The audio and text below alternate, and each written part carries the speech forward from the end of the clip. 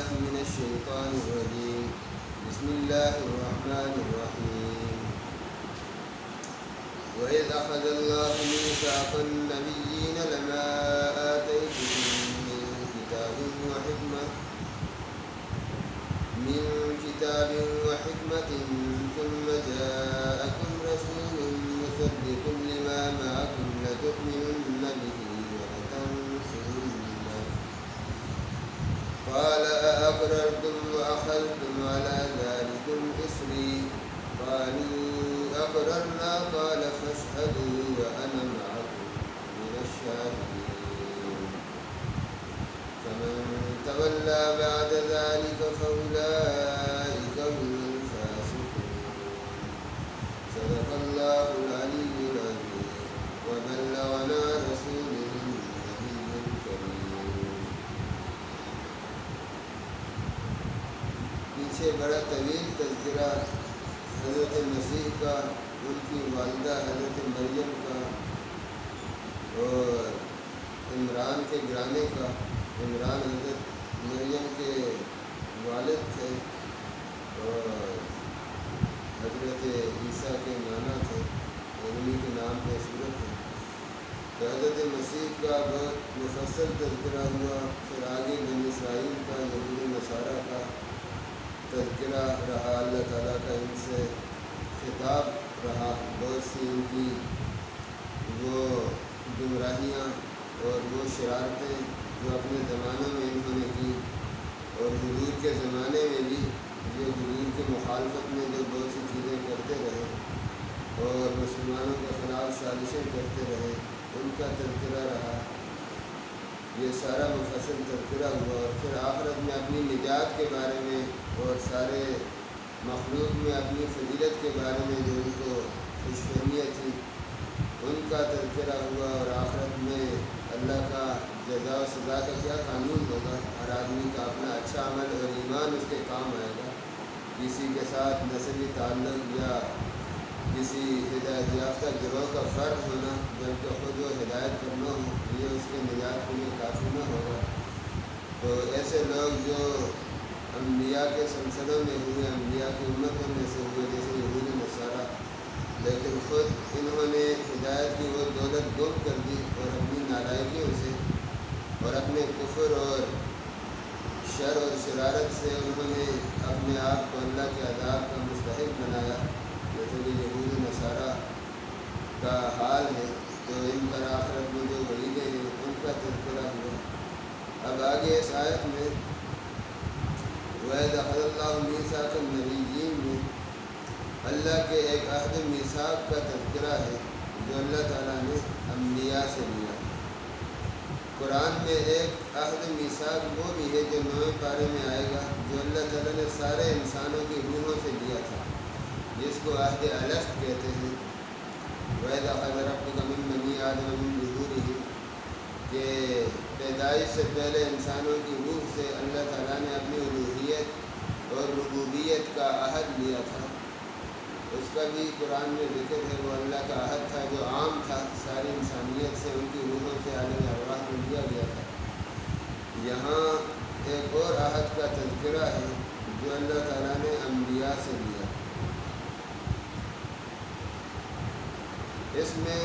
مفسرین کے 2 اقوال ہیں.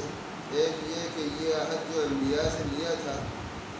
وہ اس بات پہ لیا تھا کہ ہر نبی دوسرے نبی کی تصدیق اور تائید کرے گا، آنے والے نبی کی بشارت دے گا اور گزشتہ انبیاء کی شریعتوں کی اور ان کی نبوتوں کی تصدیق اور تائید کرے گا. تو اس لحاظ سے حضور کی تصدیق و تائید بھی اور باقی سب انبیاء کی تصدیق و تائید بھی ان سب نے ایک دوسرے کی سب نے ایک دوسرے کی اپنے اپنے زمانے میں تصدیق اور تائید کی. اور ایک قول مفسرین کا یہ ہے کہ یہ عہد خاص حضور کی تصدیق اور تائید کے لیے انبیاء سے اللہ نے لیا تھا، کہ ہر نبی سے یہ وعدہ لیا تھا، عہد لیا تھا کہ وہ حضور صلی اللہ علیہ وسلم جن کا زمانہ سب کے بعد تھا اور ان کی صفات اور خصوصیات اللہ نے انبیاء کو بتائیں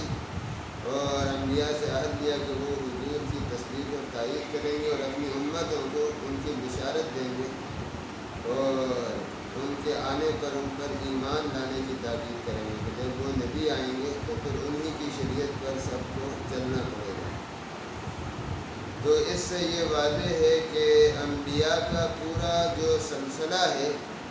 نبیوں کی جو پوری لڑی ہے حضرت آدم سے لے کر ہمارے آقا حضور صلی اللہ علیہ وسلم تک، یہ سب ایک ہی سلسلے کی لڑی ہے اور سب ایک دوسرے کے ساتھ پیوست ہے، ایک اللہ کی طرف ہی سب بلانے کے لیے آیت ہے۔ اور ان میں جو احکام کا اور تعلیمات کا اختلاف تھا وہ زمانے کے لحاظ سے یا قوموں کے مزاج کے لحاظ سے تھا کہ جو نبی جس زمانے میں مبعوث ہوا، جس قوم کی طرف مبعوث ہوا، تو ان کے عادات، اطوار، رسم و رواج، حالات، مزاج کے لحاظ سے جو احکام مناسب تھے وہ ان کو دیے گئے۔ دوسرا نبی دوسرے زمانے میں یا دوسرے علاقے میں مبعوث ہوا تو اس زمانے کے لحاظ سے اور اس قوم کے مزاج کے لحاظ سے جو احکام مناسب تھے تو عملی زندگی کے وہ احکام ان کو دیے گئے۔ تو اس میں شریعتوں میں جو عملی زندگی کے احکام تھے، حرام حلال، جائز ناجائز کے، نماز روزے کے، معاملات، تجارت، لین دین کے، تو ان میں یہ اختلاف اس وجہ سے نظر آتا ہے اور اس وجہ سے ہوتا رہا ہے کہ قوموں کی مزاج کا، زمانے کے حالات کی رعایت کا لحاظ کیا گیا ہے۔ باقی جو بنیادی تعلیمات تھیں، توحید، رسالت، قیامت، وہ سب کی شریعتوں میں مشترک تھی۔ تو اس لیے سب انبیاء ہدایت کے ایک ہی سلسلے کی کڑیاں تھیں اور سب نے ایک دوسرے کی تصدیق اور تائید کی۔ بعد میں امتوں نے اگر اس میں اپنے گمراہی کے دور میں اختلاف ڈالا کہ ہم اس نبی کو مانیں گے، اس کو نہیں مانیں گے، ہمارے نبی کی تو یہ تعلیم تھی اور اس نبی کی تو یہ تعلیم نہیں ہے، وہ تعلیم ہے، تو یہ خود ان کی گمراہیوں کے دور میں یہ چیزیں میں آئی۔ جیسے یہود نصارہ نے جو اپنے بعد کے انبیاء کی مخالفت کی اور ان کا انکار کیا اور یہ بتایا کہ ہمارے نبی نے تو ہمیں یہ حکم نہیں دیا تھا اور یہ نبی تو یہ حکم دیتا ہے، یہ خود ان کی گمراہی کی وجہ سے۔ حضرت عیسیٰ جب آئے اور یہودی ان کے مخالف بن گئے، یہ خود یہودیوں کے بگاڑ اور زوال کا دور تھا اور ان کے مقتداؤں میں اور پیشواؤں میں وہ بڑی بڑی خرابیاں اور حسد، تکبر اور حق کو چھپانے کے وہ جرائم اور تورات میں رد و بدل اور تحریف کرنے کے وہ جرائم پیدا ہو چکے تھے اور کافی آگے تک بڑھ چکے تھے، جن کا قرآن نے ذکر کیا۔ تو اپنے ان جرائم کی وجہ سے اور ان گمراہیوں کی وجہ سے کہ ہماری لیڈری کو، ان کو ماننے سے ہماری لیڈری ختم ہو جائے گی، آج جو ہمیں یہودیت کے نام پر ایک خود مختاری حاصل ہے وہ ختم ہو جائے گی اور حضرت عیسیٰ کے متبع اور ماتحتی میں ہمیں رہنا پڑے گا، یا یہ کہ اپنی قوم یا عصبیت کے مٹ جانے کا خیال تھا کہ جو ہمارے قوم قبیلے میں یہ ہدایت نبوت ہے یہ اس سے نکل کر آل عمران میں چلی جائے گی، ان میں چلی جائے گی، حضرت عیسیٰ کے قوم میں، ان کے خاندان میں چلی جائے گی، یا اور خواہشات نفسانی تھی، یا حق کو چھپا کر انہوں نے جو اپنے لیے کمائی دھندے کے، رشوتوں کے لینے کے بہت بڑے ذریعے بنا رکھے تھے، ان سب چیزوں میں خلل کا اندیشہ تھا۔ تو یہ وہ چیزیں تھیں ان کی نفسانی خواہشات، سفلی خواہشات، جس کی وجہ سے وہ اس نبی کے مخالف ہوئے، حضرت مسیح کے۔ ورنہ خود تورات میں، اصل تورات میں جو رد و بدل سے پہلے تورات کی اصل تعلیمات تھی، اس میں جو حضرت مسیح کی بہت واضح پیشن گوئیاں تھیں اور حضرت مسیح کے آمد کے وقت بھی وہ ساری چیزیں تھیں اور اب بھی ہیں۔ جیسے کل میں نے آپ سے عرض کیا کہ انہوں نے پھر اپنی اس مکاری سے یہ کہنا شروع کر دیا کہ نہیں، یہ جس مسیح کی پیشن گوئیاں ہیں وہ تو ابھی آیا نہیں ہے، یہ جھوٹا مسیح ہے، وہ مسیح تو آئندہ آئے گا۔ تو سچے مسیح کو جھوٹا کہا اور وہ جو پیشن گوئیاں ان کے بارے میں تھی اپنے عوام کو بتایا کہ یہ ان کے بارے میں نہیں ہے، یہ ویسے ہی دعویٰ کرتا ہے وہ مسیح جس کی تورات میں بشارت دی گئی ہے وہ آئندہ آئے گا۔ تو سچے مسیح کو جھوٹا قرار دیا اور اس کے اب ہزاروں سال بعد تک انتظار کر رہے ہیں کہ وہ سچا مسیح آئے گا۔ تو اب جو جھوٹا مسیح آئے گا تو وہ سچے مسیح والی پیشن گوئیاں اس پر منطبق کر دیں گے۔ اس پر کل بات ہو چکی ہے۔ تو آج کی اس بحث میں یہ بتایا جا رہا ہے کہ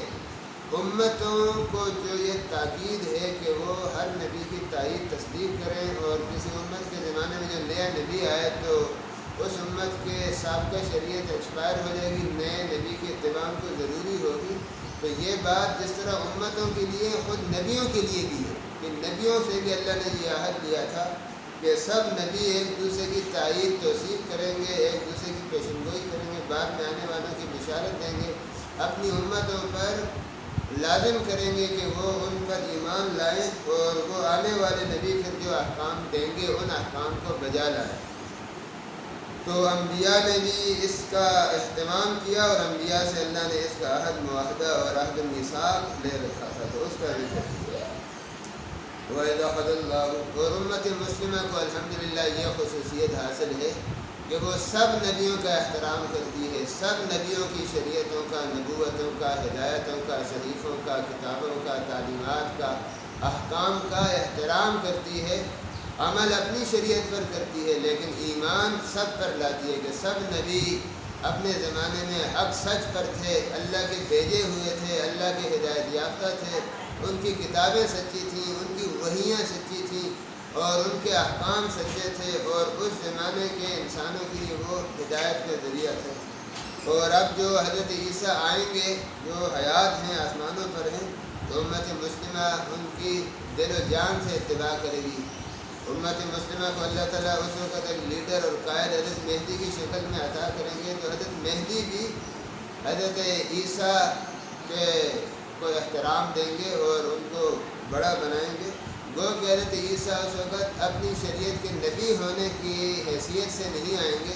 بلکہ قرآن ہی کے احکام پر اس امت کو چلائیں گے، قرآن کے احکام کی اتباع میں آئیں گے۔ بعض روایات میں یہ بھی آتا ہے کہ حضرت مسیح نے حضور کی فضیلتیں جو بیان کی، اللہ نے پچھلے نبیوں کو حضور کے خصوصیات اور حضور کے مراتب سے آگاہ کیا، تو حضرت عیسیٰ نے یہ خواہش کی تھی اور دعا کی تھی کہ یا اللہ مجھے بھی اس نبی کے امتی ہونے کا اعزاز عطا فرما، جو اعزاز الحمدللہ ہمیں حاصل ہے۔ تو یہ دعا بھی قبول ہوئی، اور وہ سارے مقاصد بھی ہیں، دجال کو قتل کرنا اور دنیا میں ہدایت کے نظام کو دوبارہ قائم کرنا، اور یہودیوں نے حضرت مسیح کے ساتھ، ان کی شریعت کے ساتھ جو کچھ کیا اس سب کی ان کو سزا دینا، یہ سارے مقاصد ہوں گے۔ ان سب کے لیے حضرت مسیح دنیا میں تشریف لائیں گے۔ تو یہ ترتیب ہے اور یہ مقصد ہے اس آیت میں۔ وَإِذَا أَخَذَ اللَّهُ مِيثَاقَ النَّبِيِّينَ، وہ وقت یاد رکھنے کے قابل ہے جب اللہ نے میثاق لیا، عہد لیا، وعدہ لیا، معاہدہ کیا نبیوں سے،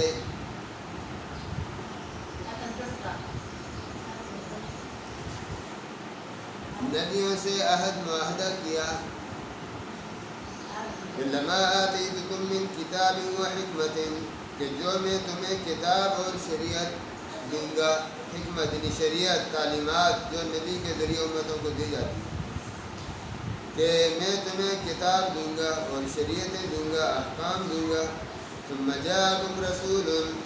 پھر ایک رسول آئیں گے، پھر ایک رسول تمہارے پاس آئیں گے، مصدق لما معکم، وہ ایسے رسول ہوں گے کہ تصدیق کریں گے ان سب احکام کی، ان تعلیمات کی، ان کتابوں کی جو تمہارے پاس ہیں، یعنی وہ تمہارے سب کی شریعتوں کی، اپنے سے پہلے نبیوں کی شریعتوں، نبوتوں کی، ہدایتوں کی اور کتابوں کی، صحیفوں کی تصدیق کریں گے۔ یہ تو وہ کریں گے، اور تم کیا کرو گے؟ تو تم لَتُؤْمِنُنَّ بِهِ، تم ضرور اس پر ایمان لاؤ گے۔ یہ بات نبیوں کو کہی گئی اور نبیوں کے ذریعے امتوں کو کہی گئی کہ نبی تو غیبی ایمان لائیں گے کہ وہ رسول جو آئندہ آئیں گے وہ سچے رسول ہوں گے، اور امتوں کو یہ تعلیم دیں گے کہ آئندہ تمہاری نسلوں میں سے جس کے زمانے میں، جس نسل کے زمانے میں بھی وہ نبی آئے تو پھر ہماری شریعت کے احکام اس کی شریعت کے مطابق بدل جائیں گے، پھر اس کی شریعت پر ایمان لانا ضروری ہوگا۔ تو نبیوں سے یہ عہد معاہدہ لینے کا یہ بھی مقصد تھا کہ وہ اپنی امتوں کو پابند کر دیں کہ وہ آنے والی شریعتوں کا، آنے والی نبوتوں کا، خصوصاً آخری نبوت شریعت کا، آخری رسول کا وہ اقرار اعتراف کریں، ان پر ایمان لائیں، ان کی نسل میں سے جس نسل کے زمانے میں بھی وہ آئیں۔ لَتُؤْمِنُنَّ بِهِ، کہ ضرور تم اس پر ایمان لاؤ گے، وَلَتَنْصُرُنَّ، شہادت کرنی ہے۔ قال پھر اللہ نے پوچھا اقررتم کہ کیا تم اس عہد کا اقرار کرتے ہو؟ یہ سارا عہد اللہ تعالیٰ نے ان کو پیش کیا کہ یہ میرا عہد ہے تم سے، پھر ان سے توثیق کرائی کہ اس عہد پہ تم پابند ہوتے ہو، اس عہد کو تسلیم کرتے ہو۔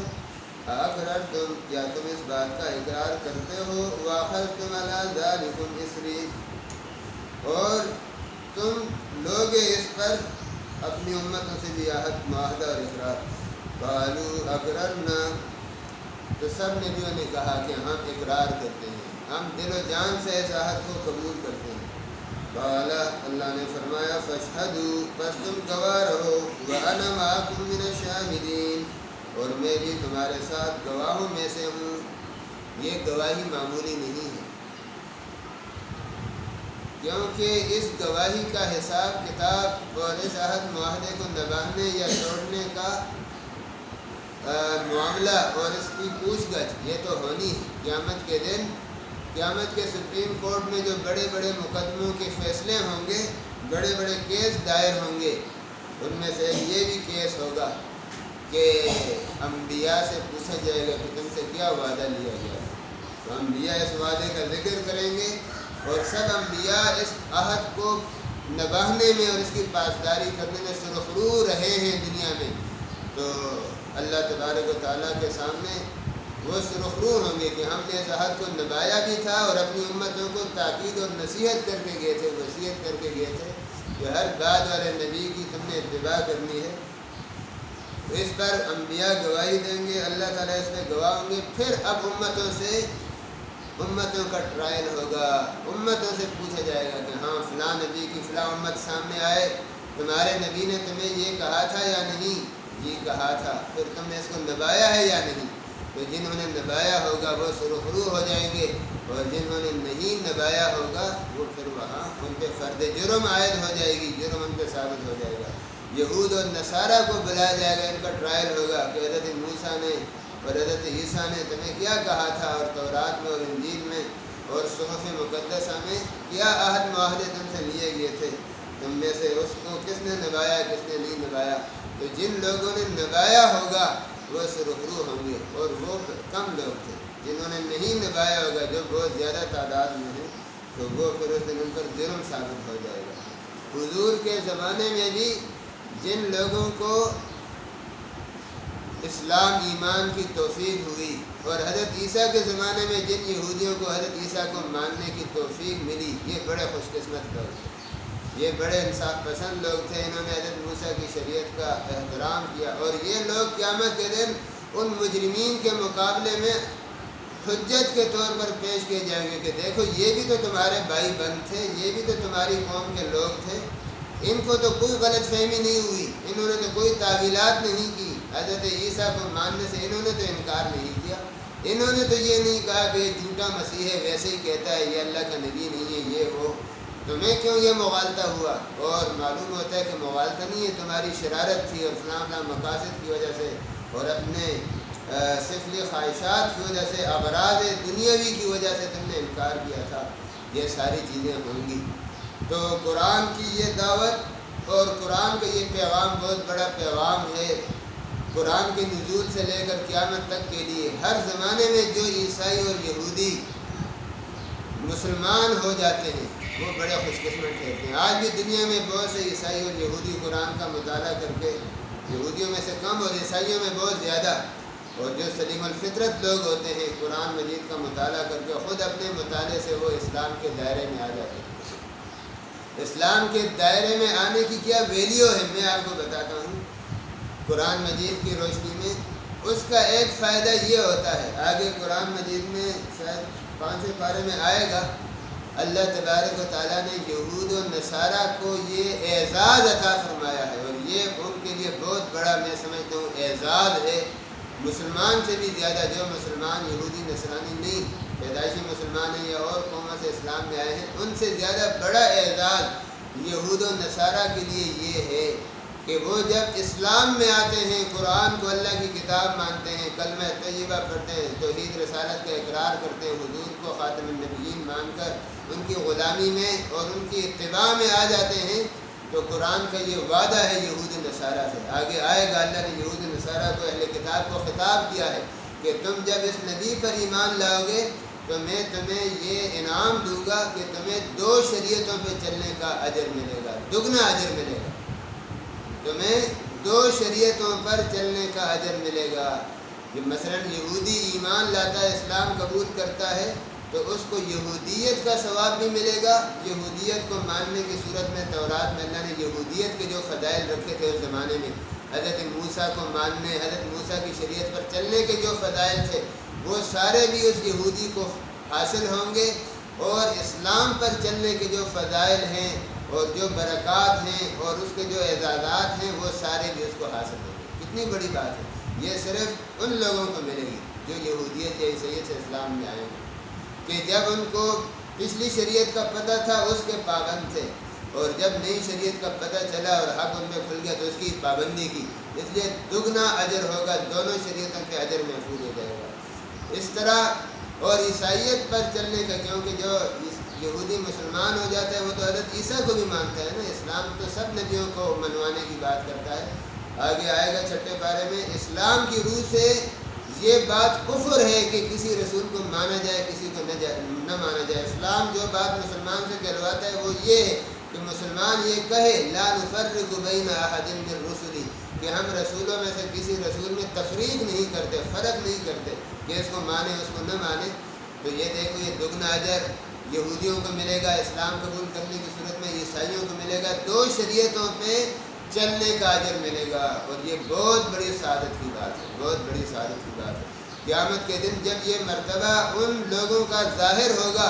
جو یہودیت سے اسلام میں آئے اور جو عیسائیت سے اسلام میں آئے, تو ان پہ دنیا اشش کرے گی, رش کرے گی. بہت بڑے مراتب ہوں گے. دگنا اجر 2 شریعتوں پہ چلنے کا اجر کوئی معمولی اجر نہیں ہے. تو یہ ان لوگوں کو ملے گا, یہ اللہ کا ان سے وعدہ ہے.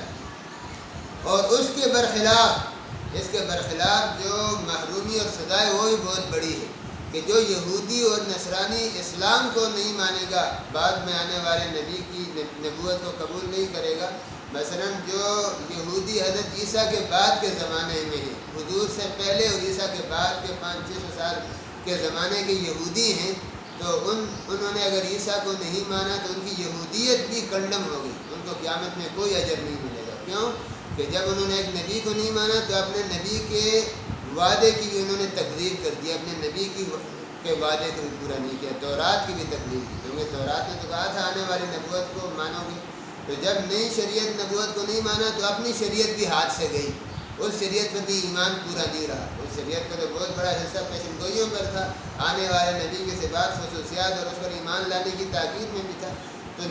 آنے والے نبی کو نہ ماننے کی نحوست سے خود اپنا ایمان جو پچھلی شریعت میں تھا وہ بھی کنڈم, ایکسپائر, مسترد ہو جائے گا, ریجیکٹ ہو جائے گا. اس کا کوئی وہ نجات کا باعث ان کے لیے نہیں بنے گا. اور حضور کے بعد جو یہودی اور نصرانی ہیں جس زمانے کے پچھلے 1400-1500 سال کے, وہ اگر اسلام میں نہیں آئیں گے تو اپنی شریعتیں ان کے ہاتھ سے چلی جائیں گی. وہ دنیا میں یہ سمجھتے رہیں کہ ہم عیسائی ہیں, ہم یہودی ہیں, لیکن یہ شریعتیں قیامت کے دن پھر ان کو نجات نہیں دلا سکیں گی. یہ کتنی بڑی محرومی ہے. یہی وجہ ہے بخاری میں جو حضور صلی اللہ علیہ وسلم کا خط ہے کتاب الوحی میں, جو آپ نے روم کے بادشاہ کیسر کو خط بھیجا تھا, اس میں آپ نے یہ بات فرمائی ہے, کیسر کو اس خط میں لکھا ہے کہ اسلم تسلم, کہ اسلام لے آؤ بچ جاؤ گے, دنیا آخرت میں نجات پا جاؤ گے. اور اگر تم انحراف کرو گے, منہ موڑو گے, ہرقل جو شاہ روم تھا, کیسر روم تھا, ہرقل کے نام جو خط ہے تو اس میں یہ بات لکھی ہوئی ہے. حضور نے فرمایا ہے کہ اگر تم اسلام نہیں لاؤ گے تو سارے رومی قوم کا, اپنے عیسائی قوم کا اجر و ثواب بھی تیرے کھاتے میں ہوگا, کیونکہ تیرے اسلام لانے پر تیری رعایا اسلام لائے گی تو ان سب کا اجر و ثواب تجھے ملے گا. اور اگر اسلام نہیں لاؤ گے تو ان سب رومیوں کا وبال تیرے سر ہوگا, ان سب کی گمراہی کا وبال بھی تیرے سر پر ہوگا. تو یہ اہمیت ہے اس آیت کی جو یہاں پر ذکر کی گئی ہے. قیامت کے دن یہ بہت فیصلہ کن معاملات اس آیت میں جس عہد کا ذکر ہے اس کی بنیاد پر ہوں گے.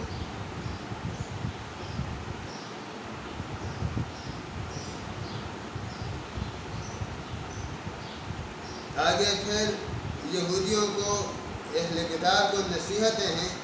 کہ انہوں نے اگر ہدایت قبول کرنی ہے تو ان کو اپنے ان سب انبیاء پر بھی ایمان لانا پڑے گا اور آنے والی شریعت پر بھی ایمان لانا پڑے گا۔ اگر وہ نہیں لاتے تو پھر مسلمانوں کو یہ تاکید کی ہے کہ پھر ان کو چھوڑو، تم خود اس پر قائم رہو کہ اور تم اپنے منہ سے یہ کہو کہ آمنا باللہ، کہ ہم اللہ پر ایمان لاتے ہیں، وما انزل علینا، اور اس کتاب پر بھی ایمان لاتے ہیں جو ہم پر اتری ہے یعنی قرآن، وما انزل علی ابراہیم، اور اس کتاب پر صحیفے پر احکام پر بھی ایمان لاتے ہیں جو ابراہیم پر اترے، و اسماعیل و اسحاق و یعقوب والاسباط، اور جو اسماعیل پر، اسحاق پر، یعقوب پر، جو بنی اسرائیل کے گرانے کے نبی تھے، ان سب پر جو ہدایتیں اتری ان سب پر ہم ایمان لاتے ہیں۔ والاسباط، اسباط صبت کی جمع صبت اولاد کو کہتے ہیں۔ حضرت یعقوب کی جو اولاد تھی اور آگے ان کی اولاد میں جو سینکڑوں ہزاروں انبیاء آئے، قرآن نے ان کو اسباط کے لفظ سے بھی تعبیر کیا ہے۔ تو ہم اسباط پر بھی ایمان لاتے ہیں کہ یعقوب کے گھرانے میں سینکڑوں سال تک، 1000-1500 سال تک جو نبیوں کی ایک لڑی چلتی رہی، نبیوں کے تسلسل چلتا رہا، ان سب اسباط پر ہم ایمان لاتے ہیں۔ وما اوتی موسیٰ و عیسیٰ، اور خصوصاً جو موسیٰ کو کتاب ملی، تورات، بائبل، عہد نامہ قدیم، اس پر ہم ایمان لاتے ہیں۔ وہ عیسیٰ، اور عیسیٰ کو جو کتاب ملی، شریعت ملی، نبوت ملی، اس پر ہم ایمان لاتے ہیں۔ والنبیون من ربہم، اور بنی اسرائیل کے انبیاء موسیٰ اور عیسیٰ کے اور موسیٰ اور عیسیٰ جیسے نبیوں کے علاوہ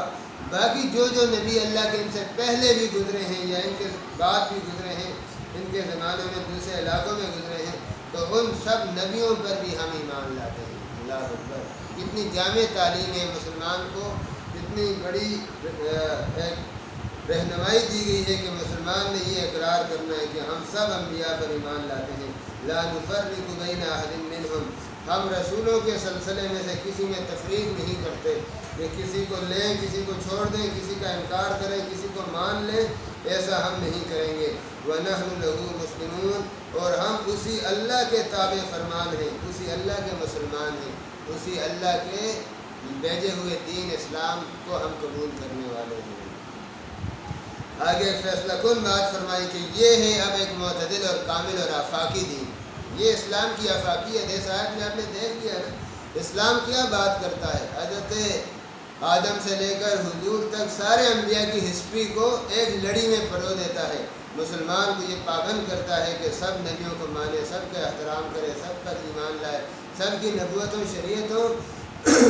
پر ایمان لائے اور ان کا احترام کرے کہ وہ اپنے زمانے میں حق، سچ، شریعتیں تھیں۔ تو یہ جو دین اسلام کی آفاقیت ہے، یہ اسلام کو وہ اعزاز اور خصوصیت عطا کرتی ہے کہ اللہ تعالیٰ کے دربار کے لائق اور اللہ کے سرکار کے لائق یہ اسلام ہی ہے جو ساری انسانیت کی بات کرتا ہے اور پوری انسانی ہسٹری کی بات کرتا ہے، آدم سے لے کر حضور تک اور قیامت تک ساری انسانی تاریخ کو اور سارے انسانی جغرافیہ اور ساری دنیا کے انسانوں کو ایک لڑی میں پرو دیتا ہے۔ تو ایسا آفاقی دین، ایسا کامل دین، ایسا جامع دین ہی اسلام کے آنے کے بعد اللہ کے دربار کا، اللہ کے سرکار کا معتبر اور مقبول دین ہے۔ جیسے کہ پیچھے یہ بات گزر چکی ہے کہ اللہ کے سرکار کا دین اسلام ہے، دین اسلام پر اللہ تعالیٰ اجر و ثواب دیں گے، اب کسی اور دین پر چلنے پر اجر و ثواب نہیں عطا فرمائیں گے۔ تو یہ بات پیچھے گزر چکی تھی اور یہاں اب تصویر کا دوسرا رخ بتا رہے ہیں کہ اب جب کہ اللہ تبارک و تعالیٰ کے ہاں معتبر دین اسلام ٹھہر چکا ہے حضور کی آمد کے بعد اور قرآن کے نزول کے بعد قیامت تک کے لیے، تو اب اسلام سے منحرف ہو کر اور اسلام کو چھوڑ کر اور اسلام کو نظر انداز کر کے کوئی بھی انسان، خواہ مسلمانوں کی قوم میں سے ہو یا کسی اور قوم میں سے ہو، وہ اپنے کسی سابقہ مذہب پر جو آسمانی مذہب ہو جیسے یہودیت اور عیسائیت، یا کوئی آسمانی مذہب کے علاوہ کوئی اور مذہب ہو جیسے ہندو مت، جین مت یا اور مختلف ادیان، ان ادیان میں پناہ ڈھونڈتا ہے اور ان ادیان پر مطمئن ہوتا ہے اور ان کو ہدایت کے لیے کافی سمجھتا ہے، تو اس کا کیا اللہ کے ہاں اس کا کیا حال ہوگا یا وہ کس شمار میں ہوگا؟ تو تصویر کا دوسرا رخ اس آیت میں بتایا جا رہا ہے کہ وَمَن يَبْتَغِ غَيْرَ الْإِسْلَامِ دِينًا فَلَن يُقْبَلَ مِنْهُ، کہ اب جو کوئی شخص اسلام کے علاوہ کسی اور دین کو تلاش کرے گا، اسلام کے علاوہ کسی اور دین میں ہدایت ڈھونڈے گا، اسلام کے علاوہ کسی اور دین میں نجات ڈھونڈے گا، اسلام کے علاوہ کسی اور دین میں اللہ کی رضا ڈھونڈے گا، تو فرمایا فَلَن يُقْبَلَ مِنْهُ، اس سے یہ کبھی بھی قبول نہیں کیا جائے گا۔ اسلام کے علاوہ کوئی اور دین وہ لے کے آئے تو اللہ سے رضامندی کی توقع نہ رکھے، اللہ سے اجر و ثواب کی امید نہ رکھے، اللہ سے نجات کی امید نہ رکھے، اللہ سے خوشنودی اور رضامندی کی امید نہ رکھے۔ اللہ تعالیٰ اسلام کے علاوہ کسی اور دین پر راضی نہیں ہوں گے۔ وہ فی الآخرۃ من الخاسرین، اور وہ آخرت میں قیامت کے دن خسارے میں پڑنے والوں میں سے ہوگا۔ تو دنیا میں اللہ نے خبردار کر دیا، یہ دعوت کافروں کو پہنچانی چاہیے اور ان کو پہنچنی چاہیے اور ان کو پہنچتی بھی رہتی ہے۔ اب اس انحراف کے بعد قیامت کے دن وہ یہ نہیں کہہ سکیں گے کہ ہمیں پتہ نہیں تھا کہ یہ چیزیں ایکسپائر ہو گئی ہیں اور اس میں نجات نہیں ہے۔ تو دنیا میں اللہ تعالیٰ نے قرآن میں یہ اعلان کیا ہے اور پچھلے 1400 سال سے قرآن میں یہ اعلان موجود ہے۔ اس کے حساب سے قوموں سے معاملہ ہوگا اللہ تبارک و تعالیٰ۔ آگے فرمایا کہ جو کفر پر مر گیا، اسلام کے علاوہ اور دین اللہ کے ہاں معتبر نہیں ہے، اس دین پر جو زندگی گزار کے دنیا سے چلا جائے تو قیامت کے دن وہ بڑی پشیمانی اٹھائے گا۔ وہ چاہے گا کہ آج کسی طرح مجھے نجات مل جائے، میں فدیہ دے دوں، کچھ دے دوں، حالانکہ کچھ کسی کے پاس نہیں ہوگا لیکن بالفرض ہوگی اور وہ دینا بھی چاہے اور زمین بھر کے سونا اور خزانہ اپنے فدیہ اور کفارے میں اللہ کو دے دے، تو فرمایا یہ کچھ بھی قبول نہیں ہوگا۔ دنیا میں جو چیز کلمے کے 2 بول بولنے سے حاصل ہوتی تھی، اللہ اکبر، دنیا کی زندگی کو معمولی نہ سمجھو، دنیا کے یہ جو اعمال ہیں اور ایمانی بول ہیں یہ بہت بڑی چیز ہے۔ دنیا میں تو ہم سمجھتے ہیں کہ ہم نے زبان ہلا دی اور دل میں ایک چیز مان لی، لیکن اسی پر ہمارے قیامت کے بعد کے ہزاروں لاکھوں سال کا دار و مدار ہے۔ یہ جو چیز دنیا میں 2 منٹوں میں حاصل ہو جاتی ہے، 2 بول بولنے سے حاصل ہو جاتی ہے، کچھ احکام پہ عمل کرنے سے حاصل ہو جاتی ہے، قیامت کے دن انسان بہت ہاتھ پاؤں مارے، بہت کچھ کر لے، وہ چیز حاصل نہیں ہوگی۔ تو دنیا کی اس زندگی کی قدر کرنی چاہیے، ایمان کے لیے، اعمال کے لیے۔ یہاں بہت سادہ اعمال ہیں، بہت سمپل دین کے مطالبات ہیں، ان پر چلنے سے قیامت کے ہزاروں لاکھوں سال کی زندگی سدھر جائے گی۔ یہاں نہ سدھری اور قیامت میں جب آنکھیں کھلیں گی اور لوگ سدھرنا چاہیں گے تو پھر کچھ بھی نہیں ہو سکے گا۔ ہزاروں سال روتے رہیں، چلاتے رہیں، فریاد کرتے رہیں، جیسے جہنمیوں کے حالات میں قرآن میں ہے، قیامت کے حشر کے میدان میں ان کی جزا سزا کے مناظر قرآن نے بیان کیے ہیں، تو وہ بالکل بیکار جائے گا۔ یہاں اللہ کے خوف سے 2 آنسو بہا لے تو اللہ تبارک و تعالیٰ کو اس میں پیار آ جاتا ہے۔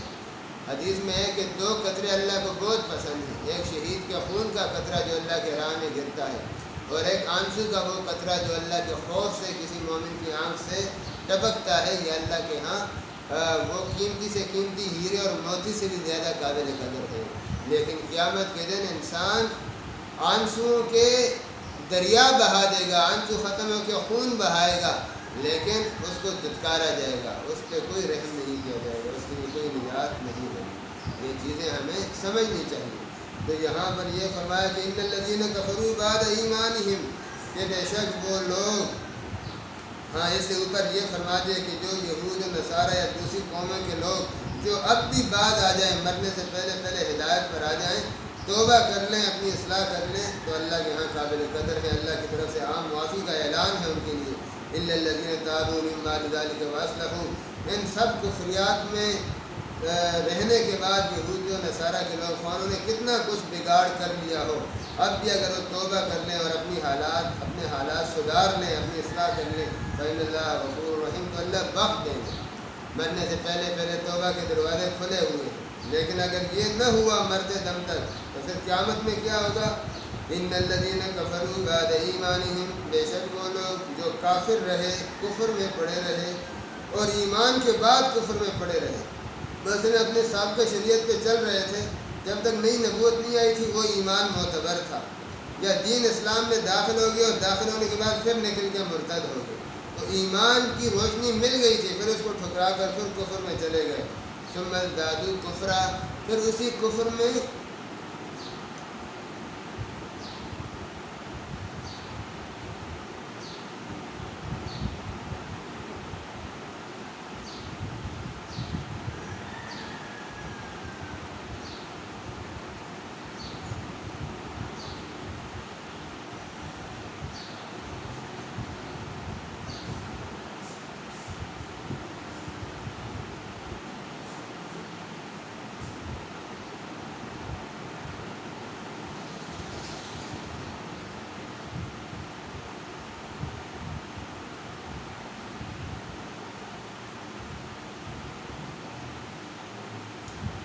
پھر اسی کفر میں آگے بڑھتے چلے گئے، پھر لوٹ کے نہیں آئے ایمان کی طرف، نجات کی طرف، اور اسی حالت میں دنیا سے چلے گئے۔ لن تقبل توبتہم، ان سے پھر قیامت کے دن کوئی توبہ قبول نہیں کی جائے گی، کیونکہ قیامت جزا کا دن ہے، عمل کا دن نہیں ہے۔ توبہ تو عمل ہے نا، دنیا میں نیک اعمال کرنا، برے اعمال میں توبہ کرنا، یہ اعمال ہے۔ تو قیامت چونکہ عمل کا دن نہیں ہے، بدلے اور جزا کا دن ہے، اس دن اگر توبہ کرنا چاہیں گے تو اس دن کی توبہ قبول نہیں ہوگی۔ اولئک هم الضالون، اور اللہ کی طرف سے گمراہ شمار ہوں گے، گمراہوں کی کیٹیگری میں کھڑا کیا جائے گا، گمراہوں والے معاملات ان سے ہوں گے۔ ان الذین کفروا وماتوا وهم کفار، بے شک وہ لوگ جو کافر رہے،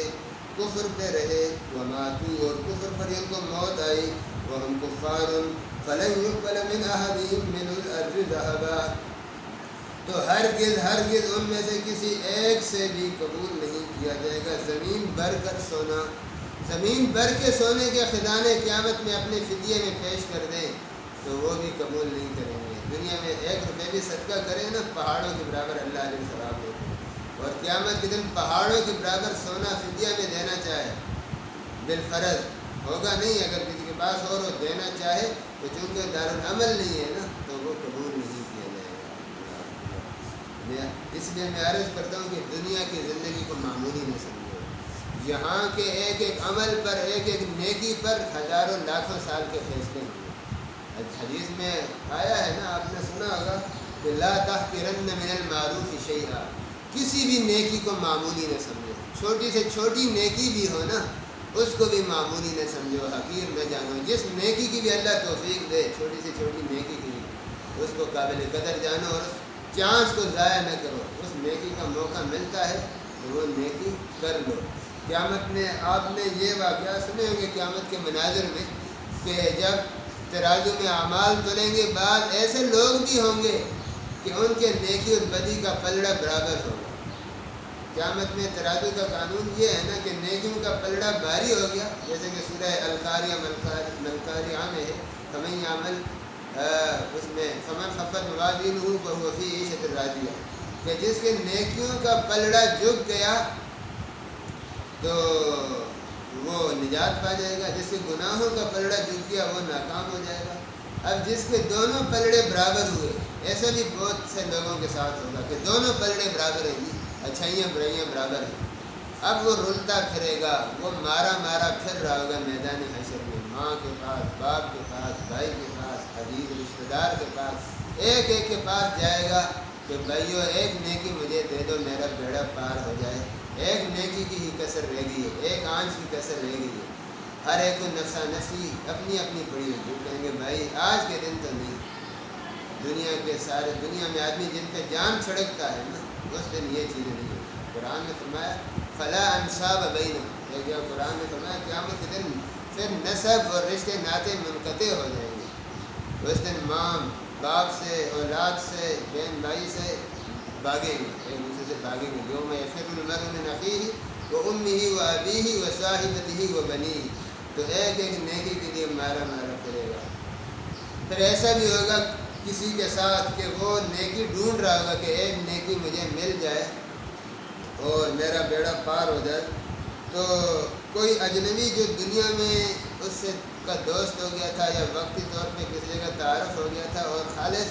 دین کی وجہ سے اللہ کی رضا کے لیے کچھ وقت کے لیے ان میں دوستی رہی، مثلا تبلیغی جماعت میں گئے، سے روزہ ساتھ لگایا تو وہاں جو ایک تعلق ہوا، تو ظاہر ہے یہ دوستی تو فی سبیل اللہ دوستی ہے نا، یہ تو رشتے ناطے کسی وجہ سے نہیں،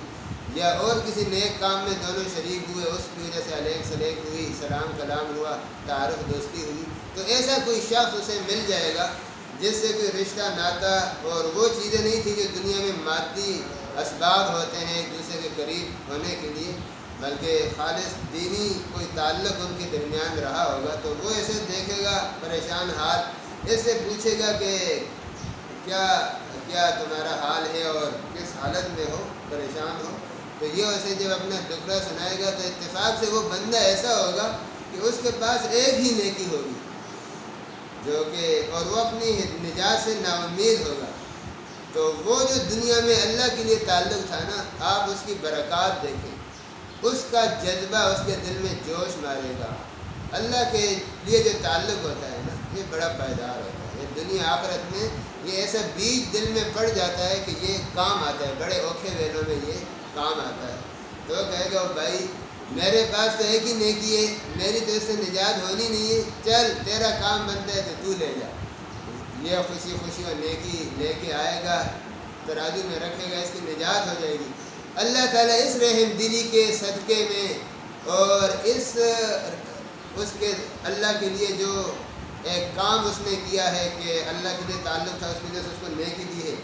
اللہ تعالیٰ کی شان کریمی ملاحظہ فرما لیں، اللہ تعالیٰ اس کو بھی بخش دے گا، جس نے نیکی دی ہے نا اس کو بھی بخش دے گا. تو ایسا دن وہ ہوگا کہ وہاں پر یہ رشتے ناطے، یہ تعلقات جس کے لیے ہم بہت سے ناجائز کاموں میں مبتلا ہو جاتے ہیں، جو لوگ سود لیتے ہیں، حرام کھاتے ہیں، خیانت کرتے ہیں، کس لیے کرتے ہیں کہ میرے بیوی بچے سکھی ہو جائیں، میرا اچھا گھر بن جائے اور میری اسٹیٹس بلند ہو جائے. تو جن لوگوں کے لیے آدمی حرام حلال کی پرواہ نہیں کرتا، ان میں سے کوئی بھی ایک دوسرے کا کام آنے والا نہیں ہے. ہاں جو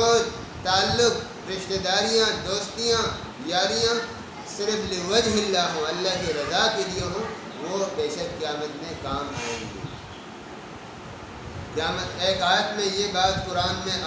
آئے گی آگے کہ قیامت کے دن کوئی رشتہ داریاں، دوستیاں کام نہیں آئیں گی سوائے اس دوستی کے جو صرف اللہ کی رضا کی وجہ سے. اس سے یہ بھی معلوم ہوتا ہے کہ آدمی اپنے بیوی بچوں سے، رشتہ داروں سے اگر اس طرح سلوک رکھے جو اللہ کو پسند ہے، ان کی خیر خواہی کرے اور صلہ رحمی کے جو حقوق ہیں، ظاہر ہے یہ اللہ کو پسند ہے، اللہ کے رسول نے حکم دیا ہے، تو پھر یہ چیزیں شاید ایک دوسرے کے لیے کام آئیں. لیکن جو خالص مادی طور پر اور دنیاوی رشتے ناطے کے اعتبار سے جو چیزیں ہوں وہ قیامت میں کام آنے والی نہیں. تو یہ فرمایا کہ جو کفر پر مر گئے تو زمین بھر کر سونا اور خزانہ دینا چاہیں، وَلَوِفْتَدَا بھی فدیہ کرنا چاہیں، اولئک لہم عذاب علیم، تو یہ ان سے قبول نہیں کیا جائے گا. فَلَن يُقْبَلَ مِنْ أَحَدِهِمْ، کسی ایک سے ان کے لیے عذاب ہوگا دردناک اور ان کی کوئی امداد اور نصرت نہیں کی جائے گی. یہ فرمایا لَن تَنَالُوا الْبِرَّ حَتَّىٰ تُنْفِقُوا مِمَّا تُحِبُّونَ، ہرگز تم نیکی کے کمال کو نہیں پہنچ سکتے جب تک اللہ کے راستے میں وہ چیز نہ خرچ کر لو جو تمہیں زیادہ پسند ہے. اللہ کی راہ میں پسندیدہ چیز جس کی آدمی حاجت بھی سمجھتا ہے اور جس کی طرف انسان کو محبت اور کشش ہے کہ یہ چیز میرے پاس رہے، جب ایسا مال، ایسی چیز اپنی خواہشات کو توڑ کے اپنے نفس پہ آرا چلا کے اللہ کے راہ میں دیتا ہے، یہ اتنا بڑا عمل ہے کہ اللہ کے ہاں بہت قابل قدر عمل ہے. اور صحابہ کی سیرتوں میں ہمیں یہ چیز بہت ملتی ہے. صحابہ نیکیوں کے اوپر والے چوٹی کے مقام تک پہنچنے کا حوصلہ اور ہمت رکھتے تھے. وہ اس کوشش میں ہوتے تھے کوئی بھی نیکی اس کا جو اوپر چوٹی کا درجہ ہے اس تک ہم پہنچ جائیں. تو یہ چوٹی کی نیکی ہے کہ انسان کو ایک چیز کی ضرورت ہے اور اس کو پسند ہے، مرغوب ہے، لیکن وہ اپنے نفس پر آرا چلاتا ہے، اپنے نفس کی خواہش کو قربان کرتا ہے، وہ چیز اللہ کی راہ میں لیتا ہے،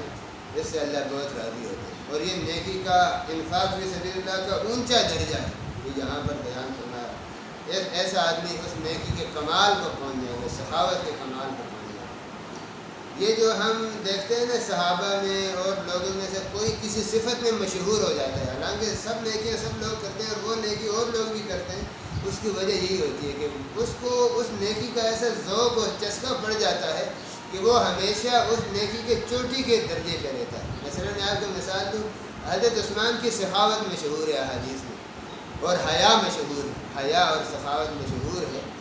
تو کیا اور لوگ سخی نہیں تھے یا اوروں میں خدا نخواستہ حیا نہیں تھی؟ ایسی بات نہیں ہے. لیکن جو ایک اسپیشلسٹ ہوتے ہیں نا، آج تو اسپیشلائزیشن کا دور ہے، مختلف چیزوں میں لوگوں کو اسپیشلسٹ کہا جاتا ہے، وہ اسپیشلائزیشن کرتے ہیں. تو سمجھے کہ جو کسی نیکی کے ساتھ موسوم ہو گیا اور حدیث میں یا قرآن میں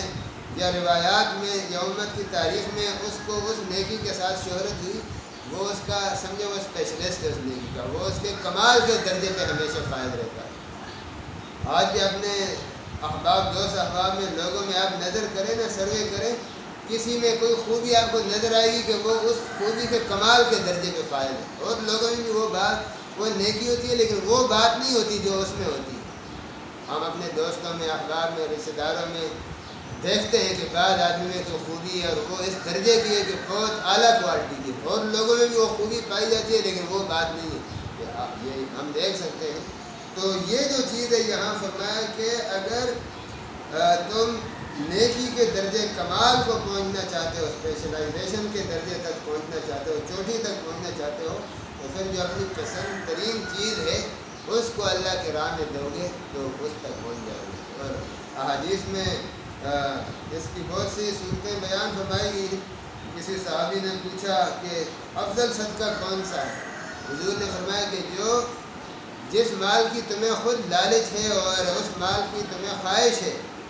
اور تم صحت کی حالت میں ہو اور مال سے خوب فائدہ اٹھا سکتے ہو، پھر بھی اللہ کے راستے میں دے دیتے ہو، تو یہ اللہ کو بہت پسند ہے۔ جوانی کی عبادت کو بہت پسند کیا گیا۔ وہ جوان جو اللہ سے ڈرتا ہے، اللہ کی عبادت کرتا ہے۔ حدیث میں آتے ہیں قیامت کے دن جو بعض طبقوں کے بارے میں فرمایا گیا، چند طبقوں کے بارے میں کہ وہ اللہ کے عرش کے سائے میں ہوں گے، تو ان میں سے ایک وہ جوان بھی ہے جو جوانی اللہ کی عبادت میں گزارتا ہے۔ اس کی وجہ کیا ہے کہ جوانی میں عبادت سے، نیکی سے روکنے والی قوتیں زور پر ہیں۔ جوانی شباب کا زمانہ ہوتا ہے نا، خواہشات عروج پر ہوتی ہیں، شیطان کا حملہ عروج پہ ہوتا ہے، نفس کی قوتیں عروج پر ہوتی ہیں، اور روی کی مختلف شکلوں کی طرف جانے کے اسباب اور راستے کھلے ہوتے ہیں، صلاحیتیں بھرپور ہوتی ہیں۔ پھر بھی جو ان چیزوں سے بچتا ہے تو ایسا بندہ اللہ کو بہت قابل قدر ہوتا ہے۔ اور اس طرح اور بعض چیزوں کے بارے میں فرمایا کہ ان کو اللہ کے عرش کے سائے میں جگہ ملے گی، تو ان پہ اگر آپ غور کریں گے وہاں یہی بات ملے گی کہ وہ اس نیکی کے چوٹی تک پہنچ جائے۔ وہ اس حالت میں نیکی کر رہا ہے کہ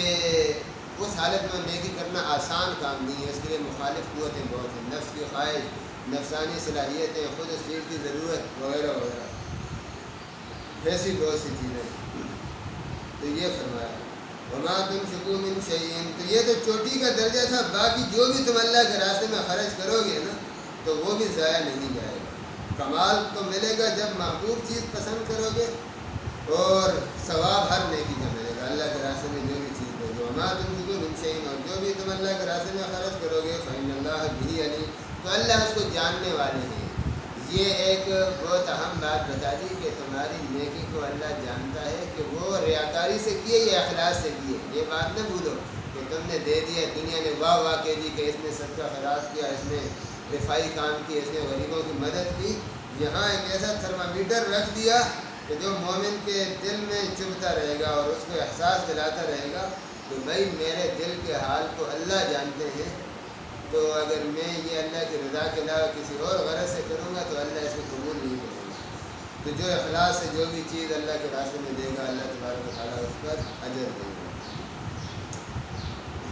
کل طعام کان حلا لبنی اسرائیل الا ما حرم اسرائیل علی نفسہ من قبل ان تنزل التوراۃ قل فاتوا بالتوراۃ فاتلوها ان کنتم صادقین۔ یہاں سے بنی اسرائیل کا پھر ایک معاملے کا ذکر ہوا کہ یہود یہ کہتے تھے کہ اونٹ کا گوشت تو موسیٰ کی شریعت میں اور ہمارے دین میں حرام تھا، تو اس نبی کی شریعت میں یہ کیوں حلال ہے؟ وہ ہے کہ وہ اپنی شریعت کو اتھارٹی بناتے تھے کہ جو چیز اس وقت حرام تھی وہ اب کیوں نہیں حرام۔ حالانکہ دین نے جو اصول دیے اس اصول کی وجہ سے یہ بات ہی غلط ہے کہ شریعتوں کے احکام میں زمانے کے لحاظ سے چینجنگ ہوتی رہتی ہے، جو عملی زندگی کے احکام ہوتے ہیں۔ جو عقیدہ کے اور نظریے کی باتیں ہوتی ہیں وہ سب میں ایک ہوتی ہیں، اللہ پر ایمان، رسولوں پر ایمان، قیامت پر ایمان۔ باقی جو زندگی گزارنے کے احکام اعمال ہیں، زندگی کے مختلف دائروں سے متعلق ہیں، ان میں چینجنگ ہوتی رہتی ہے۔ تو خیر انہوں نے یہ اعتراض کیا، تو اس آیت میں اس کا ایک پس منظر بتا دیا۔ آگے بھی یہ واقعہ ایک جگہ آئے گا، لیکن میں یہاں صرف اس آیت کی حد تک بات کرتا ہوں کہ حضرت یعقوب کی شریعت میں اونٹ کا گوشت منع کر دیا گیا، اور اس کی وجہ ایک خاص وجہ تھی کہ حضرت یعقوب علیہ السلام جو بنی اسرائیل کے جد امجد ہیں اور بنی اسرائیل کے سلسلے کے دادا ہیں، بعد میں بنی اسرائیل کا مطلب ہی یعقوب کی اولاد ہے، تو اس لیے بعد میں جو حضرت یعقوب کے نسل میں انبیاء آتے رہے، سب میں یہ چیز منع رہی اور ناجائز رہی۔ تو وہ اونٹ کا گوشت تھا جس کو ممانعت ہوئی تھی۔ اس کی ایک خاص وجہ تھی جو قرآن نے یہاں بتلائی اور یہود کے اعتراض کا جواب دیا کہ حضرت یعقوب علیہ السلام کو کوئی جسمانی عارضہ تھا، شاید عرق النساء کا درد تھا جو ٹانگوں میں چلتا ہے اور اوپر پولے تک جاتا ہے اور بہت تکلیف دہ درد ہوتا ہے، اور اون کا گوشت ان کے بادی ہوتا ہے، اور ایسے عرق النساء کے درد میں، ایسے دردوں میں بادی چیزیں بہت ہی نقصان دہ ہوتی ہیں۔ تو حضرت یعقوب نے یہ نظر مانی کہ اللہ تعالیٰ اگر مجھے اس درد سے شفا دیں گے تو میں اپنی پسندیدہ ترین غذا کو چھوڑ دوں گا، ترک کر دوں گا۔ اور ان کی شریعت میں ایسی نظر ماننا جائز تھی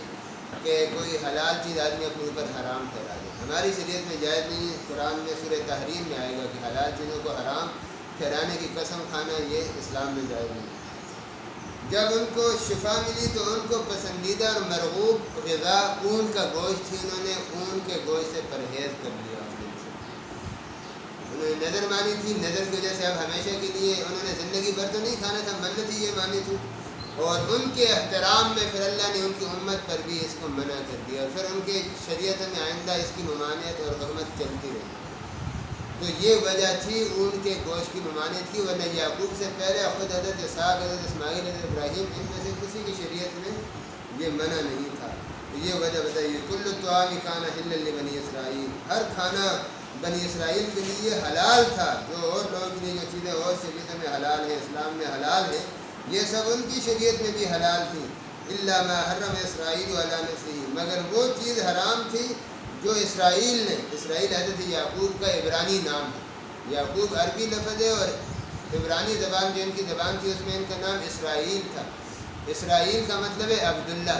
اس زبان میں اللہ کے لیے ایل کا لفظ آتا ہے، جیسے عربی میں اللہ آتا ہے اس میں ایل آتا ہے، تو اسرائیل یعنی عبداللہ، اللہ کا بندہ، جو ان کی زبان میں ان کا لقب تھا یا نام تھا،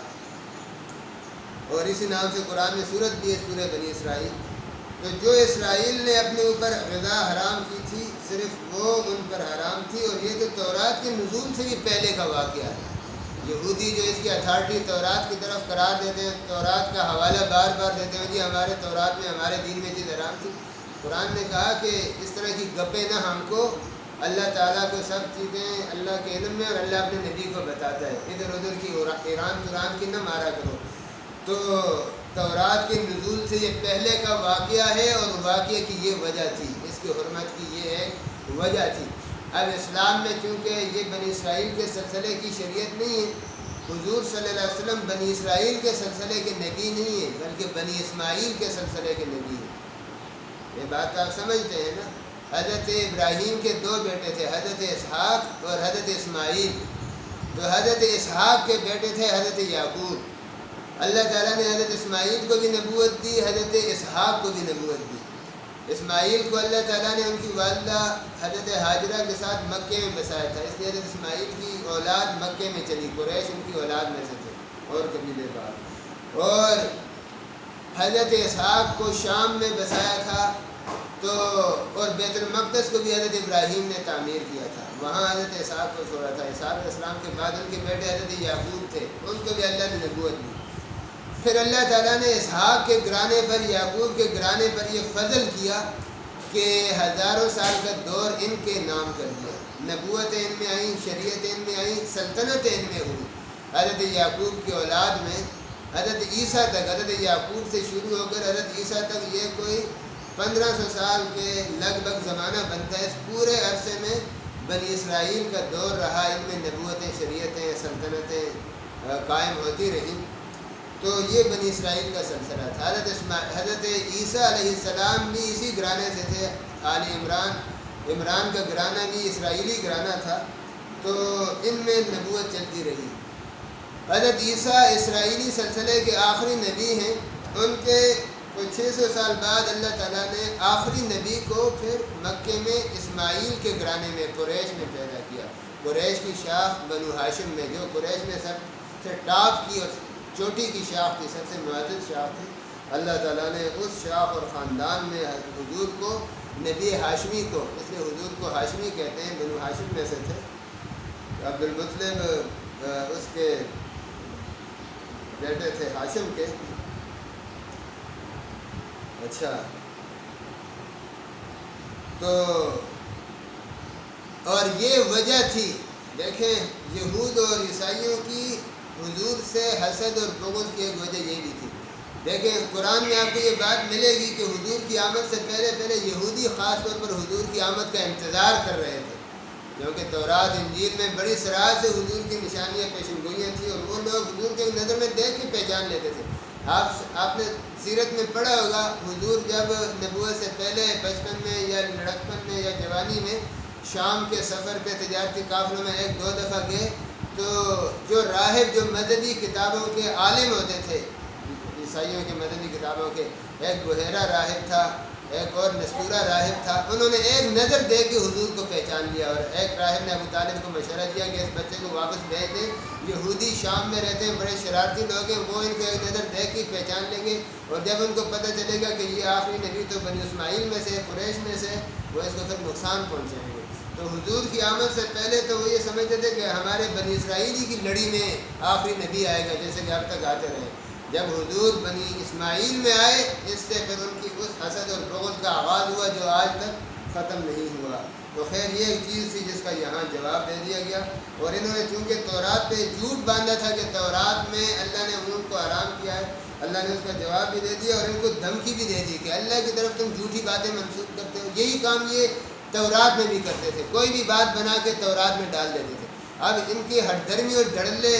ڈھیٹ پن کو دیکھیں کہ اسلام کے آنے کے بعد بھی تورات کی طرف ایک غلط بات منسوخ کر رہے جو تورات میں نہیں تھی، تورات سے پہلے یعقوب علیہ السلام کے دور میں ہوئی تھی. تو اللہ تعالیٰ نے ان کو دھمکی دی کہ فمن افترا علی اللہ الکذب،